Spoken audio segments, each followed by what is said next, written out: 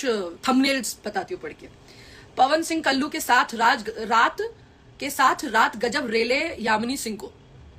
हाँ, मेरे और पवन सर में एक इशू था मैंने इसीलिए कहा क्योंकि हमारे बीच में एक इशू था जो जेन्युइन इशू था और हमने उस इशू को बहुत ही सिविलाइज्ड वे में सॉल्व किया। पहले तो जिनका शो था उनकी हम बहुत इज्जत करते हैं, सुधीर सिंह जी, वो हमारे उनके बड़े भाई जैसे हैं, वो हम बहुत इज्जत करते हैं। मैं भी और पवन जी भी बहुत इज्जत करते हैं उनकी।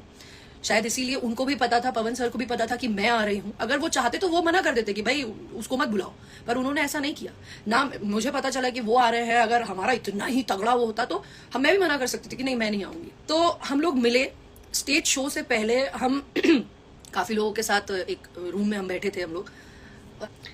फिर है पवन सिंह के साथ कल्लू, यामिनी और शालिनी एक जबरदस्त गर्दा मचाए और इस पे छोड़ के जात बोलू होलिया में इलाका खेसारी का धमाका पवन कल्लू यामिनी का। चलो ये तो भी इट्स ओके। हाँ, पवन सिंह यामिनी सिंह और शालिनी को दबा के गले लगाए, दोनों पनिया गए कोरा में। ये सब क्या है? हाँ, ये सब सिखाया जाता है आपको आपके घर में? पवन सिंह ने यामिनी सिंह की जमकर लगाई क्लास। आप थे उसमें स्टूडेंट? और भी बहुत सारा था कि किस किया। अरे कान में कुछ कह रहे थे वो, क्योंकि उससे पहले हमारी किसी टॉपिक पे हंसी हो रही थी और वही टॉपिक सर ने मेरे कान में बोला जिससे मैं हंसी।